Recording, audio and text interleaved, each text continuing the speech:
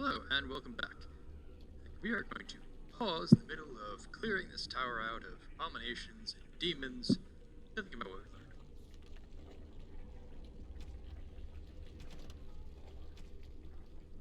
Arcane horror. Upon ascending to the second floor of the tower, we were greeted by a gruesome sight, a ragged collection of bones wearing a robe. One of the senior enchanters, I had known her for years, watched her raise countless apprentices, and now she was a mere puppet for some demon. Transcribed from a tale told by a Templar in Antiva City, 713 Storm. With demons, of course, have no form in our world. When they enter, either the veils became thin or through blood magic summoning, they must take possession of a body. When a pride demon takes control of a corpse of a mage, an arcane horror is born, although they appear to be little more than bones. These are fierce creatures possessing not only the all spellcasting ability of a living mage, but also the capacity to heal and even command other animated corpses. That's surprising.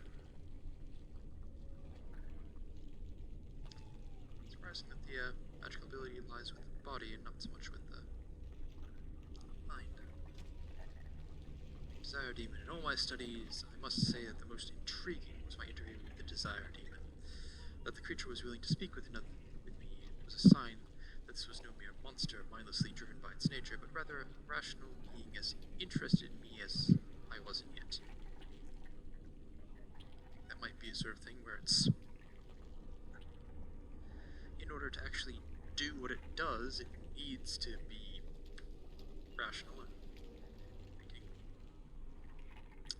It took a form that I would call female, though I had no doubt that it could appear otherwise.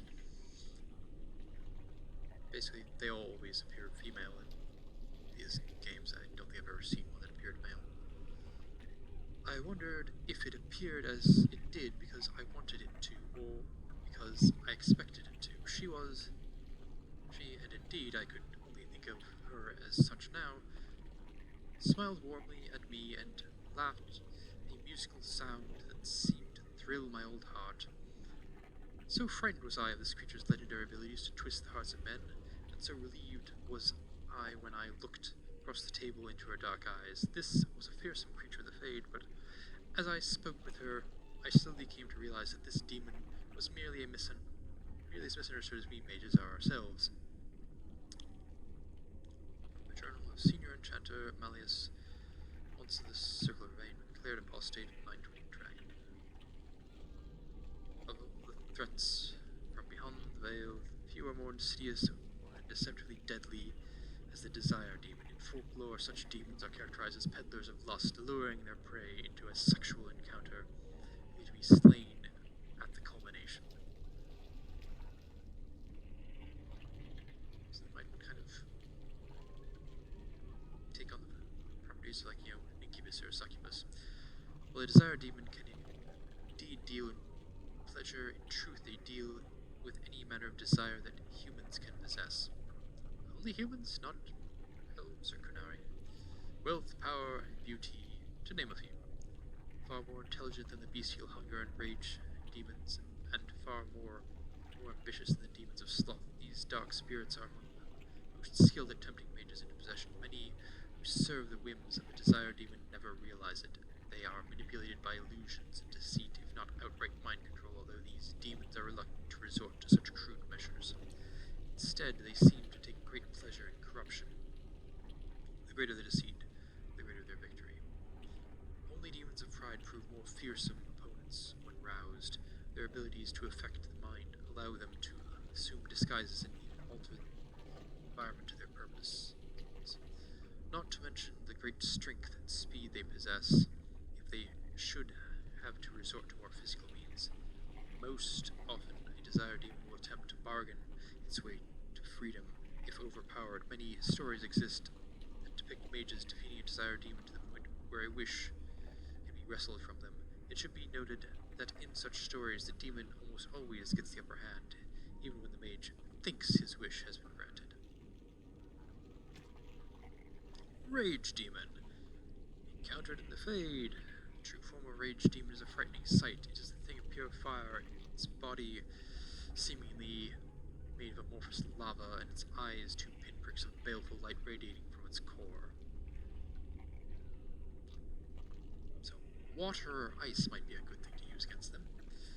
The abilities of such the demon center of fire generates. It burns those who come near, and most powerful of its kind are able to lash out bolts of fire and even firestorms that can affect entire areas. Fortunately, even powerful rage demons are less intelligent than other varieties. Their tactics are simple. They attack an enemy on sight as much force as possible until it perishes. Some rage demons carry over their heat-based abilities into possessed hosts, but otherwise the true form is mostly seen outside the Fade when it's specifically summoned by a mage to do its bidding. Skeleton. That's different from a walking corpse. The demons of the Fade are jealous of the living beings they sense across the veil. They constantly push against the boundaries of the Fade, and when they finally cross over, they attempt to possess the first living creature they see. They are unable, however, to distinguish that which was once alive from that which is still. In fact, a corpse provides an even more tempting target to a weaker demon, as it has no will with which to resist the possession. The demon cannot rationalize why this is so. It only sees a target and grasps the opportunity. A skeleton is exactly that, a corpse animated by a possessing demon. Upon finding itself trapped within a body that cannot sustain it, the demon is driven insane. It seeks to destroy any life it encounters, attacking without thought to its own welfare. You mean like all the enemies in this? Anyway, the exact names given to skeletons of this type vary according to the nature of the demon that possesses them. A fanged demon is a skeleton possessed by a hunger demon. These skeletons devour whatever life they encounter and often possess the ability to drain life energy and mana from their victims. A shambling skeleton is a skeleton possessed by a sloth demon, able to bring entropic powers against its opponents, slowing them and even putting them to sleep. More powerful demons have been known to command skeletons, but at that level, they are known by other names, revenants and arcane horrors, to name two. The Fraternity of Enchanters. Another aspect of the Circle of Life is the Fraternity. When a mage becomes an enchanter, he may ally himself with a fraternity. Not before? These are cliques that cross circle boundaries, mages of common interests and goals who band together to ensure that their voice is heard within the College of Magi in Cumberland. Only in Cumberland? The largest fraternities currently are the Loyalists, who advocate loyal and obedience to the chantry, the Equitarians, advocate temperance and follow a distinct good conduct which they believe all mages should hold themselves to, the Libertarians, a growing fraternity publicly maintaining greater power of the circle, but secretly advocating a complete split from the chantry, a dangerous opinion, naturally. The Isolationists, a small group that advocates withdrawing to remote territories in order to avoid conflicts with the general populace, and the Lucrosians, who maintain the circle must do what is profitable first and foremost. They prioritize the accumulation of wealth, with the gaining of political influence a close second. Capitalists. So far, an alliance between the Loyalists and the Equitarians has prevented Libertarians from gaining much headway, but there are signs that the Equitarians may throw their support in with the Libertarians. That happens. Mages predict it will come to a civil war among the circles. Characters. Knight Commander Gregor. It is the innocent folk of Ferelden who matter. I would lay down my life and the life of any mage to protect them. Grim and taciturn, Gregor has been Knight Commander of the Templar force stationed at the Circle Tower for so many years that hardly anyone except the First General recalls that he is not simply a part of the tower itself.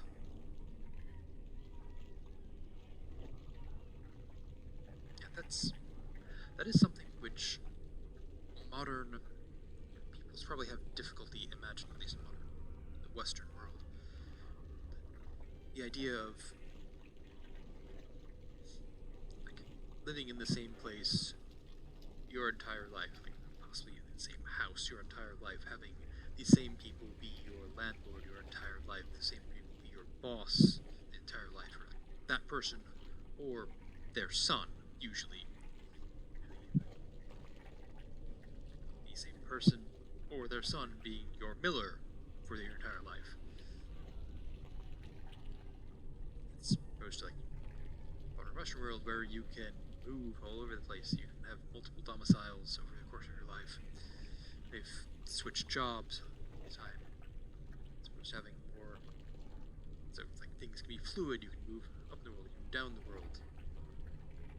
As opposed to at least Middle Ages, possibly also ancient, where it's more likely that you stayed in the same place your entire life and had the same people and relationships your entire life. First Enchanter Irving. There's no higher office in a Circle Tower than that of First Enchanter.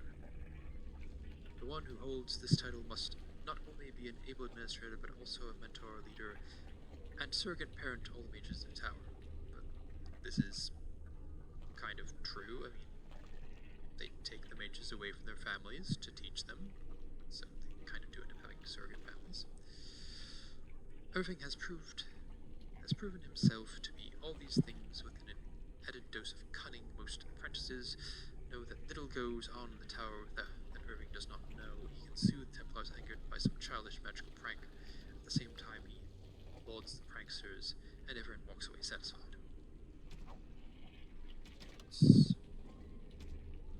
A collection of embarrassing personal communications. Spoiled wealthy and the option others are.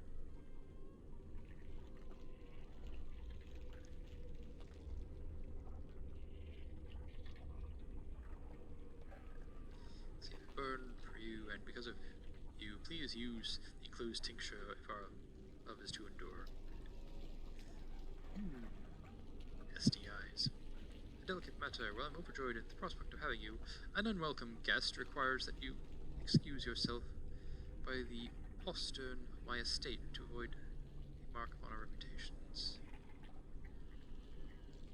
My dearest Virginia Trueroyal, regarding Bodice Ripped. Enclosed are 7 silver, and my most heartfelt apologies for said bodice. I would blame the cold ocean spray, the loss of my favorite shirt, the bucking of the stallion, or perhaps the strain of maintaining all such elements while sitting for a portrait. But I was certainly not myself. I hope you will forgive me and not take it upon yourself to find your own determined way in this world. Yours, Survival Rouseman. I'm not sure what happened there. Eldred will show us the way, finally recognition within the circle and freedom from the scornful eye of the Templars. We will not be shunned, be ready. Chanta, Gravid, Libertarian. I have spoken to him directly. His intentions are that we will demand the Templars withdraw. I don't know what I'm willing to follow, but I will be present to hear this argument. Chanta, Fonst, Equitarian. Don't feel like they would sign that way. Madness, I doubt blood will be of use to you if it is flowing down the tower steps. Step away from this folly before it consumes us all. Tanto, Uvan, loyalist. Spell conditions. Drain. Checks. Must be worried not only of damage from the elements, but also spellcasters who apply for mana. Restore their body spells like no choice effect. Right. To align with the power of the Fade is but the first of many steps. Further, it is to align the mind to the Fade's rules and find the ties between the realm of dream and the realm of flesh. It is the true power of blood magic. The flesh and the mind are inseparable, and therein lies the power to influence and control the mind. Below the text are indecipherable runes and stains of blood.